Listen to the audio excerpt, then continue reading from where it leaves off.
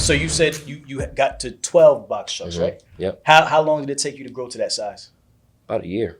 Okay. Yeah, about a year. How'd you scale so fast? What was like your formula to growing 12 in a year? And did you purchase all those box trucks? Did you rent any? I purchased the first 8 and rented the other 4. Okay. And then I realized renting them, the price margin wasn't really advantageous for me to keep renting them. Okay. Right. So it was kind of like spinning my wheels with the last 4. So then I started to scale back. Okay. But it was simple. Get a box truck, get a good decent driver, and just duplicate what you did on the first truck. Just keep it running. Just keep it running. Just keep doing the same thing over and over again. Right. How'd you find drivers? Indeed. I was on Indeed a lot. Well, when I first started, when I first started with box trucks, I was on Craigslist. Okay. Right. Okay. So, Good old Craigslist, right? Yeah. Free advertisement. You Yep. get what you pay for. So with that came a different type of driver. Okay. Right. Okay. And you already got to understand with box trucks, you don't need a CDL. So a lot of drivers weren't really committed to trucking. Right. So here goes the high turnover rate. Right. So once I started to, and we're paying by the mile, which, at that point, I didn't really understand the concept of mile commission. So with that being said, that's when I switched over to say, I'm just going to pay everybody on an hourly.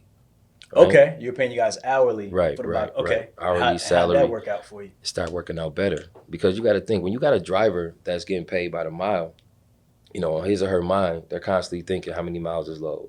And then even at the shippers and receivers, how fast can I get loaded? Take that stress away from the driver and just pay him a flat rate. Okay. Right, which would be indicative to about 62 to 65 cents a mile. Okay. All right, which again, it creates a positive energy around your trucking, because now they're not so concerned about if the load's supposed to get picked at 5 and now it's not getting picked up till 8 or 9 because of the shipper or receiver. So you kind of alleviate that stress from the driver, get to keep your driver longer.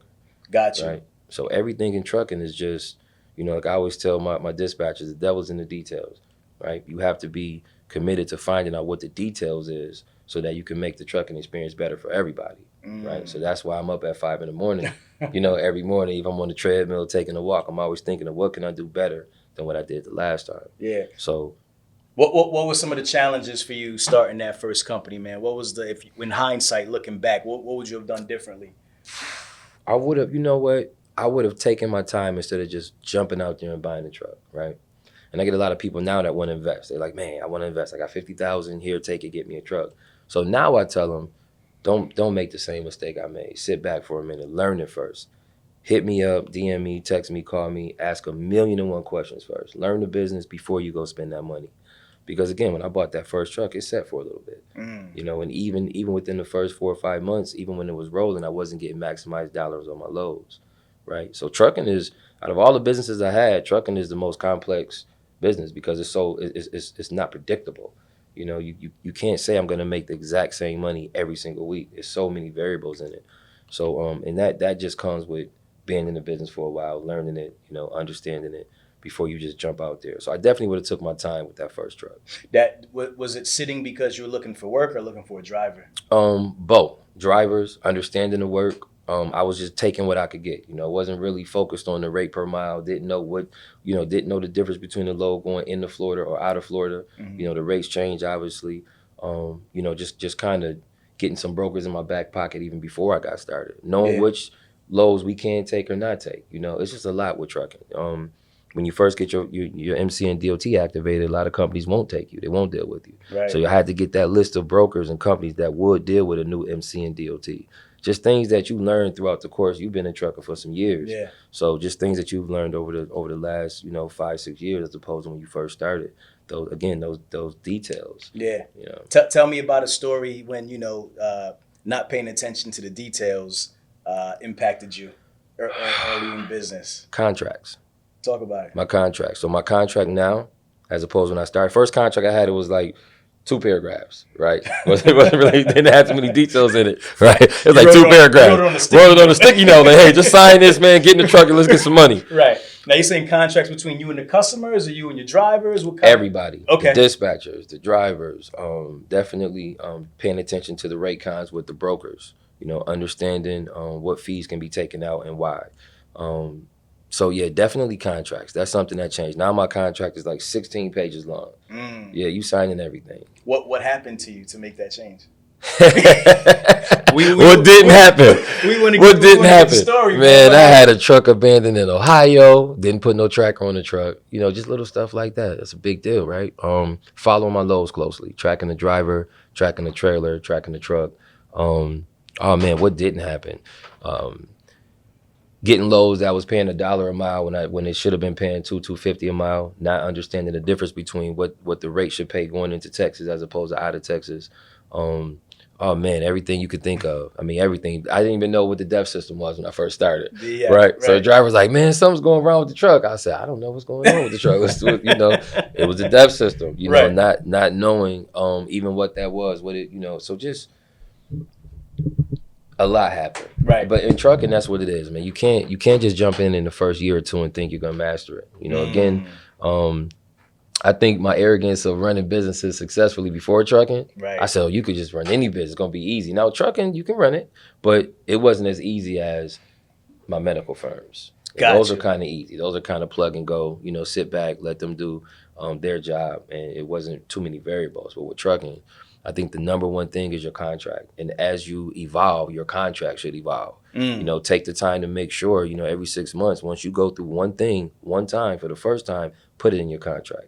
Right, hold everybody accountable, because that's like the number one thing in trucking. Holding your drivers accountable, holding your brokers accountable, your dispatchers accountable, holding yourself accountable, understanding the difference in insurances, what needs to go in your insurance contract. Just really watching everything closely. But it starts and ends with me, at least, is the contracts. Those contracts are extremely vital, and holding everybody to every word in that contract, including yourself, including, you know, what you say you're going to provide.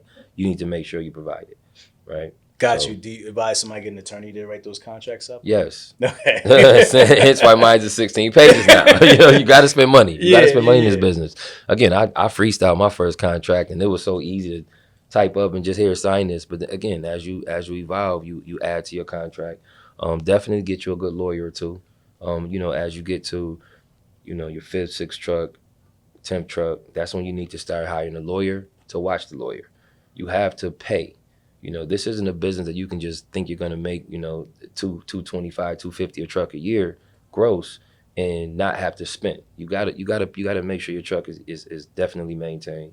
Make sure you're paying your accountants. Make sure you're paying your lawyers, so that they can watch over those things. Don't get so arrogant in this business to think that you could do it all on your own. It's not something. You gotta build that team, and you gotta trust your team. Yeah, you know what I mean. Yeah. Yep. Got you. All right, so we get to 12 trucks, and then you said you start getting into the semi trucks, right? Is that how it? You said you scaled back. Yep.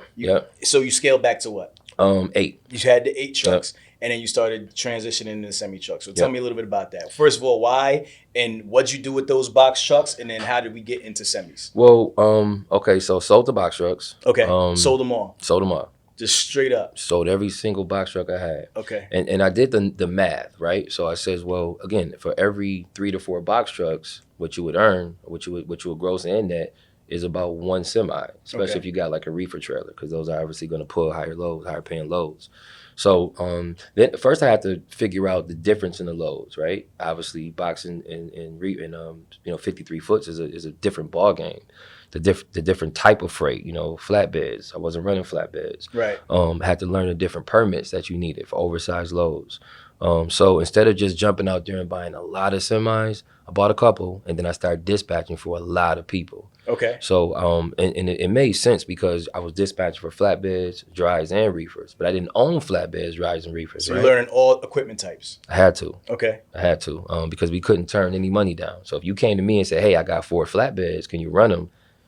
I'm gonna say yes. And in that meantime, I'm getting right on Google. Right. And I'm gonna ask every question I can ask with anybody like you who has more experience than me. Yeah. That's one thing about me. I know how to shut up and listen. If you twisted, confused, or stuck about trucks, don't be dumb. This is the place to come. Truck and hustle. Let's go.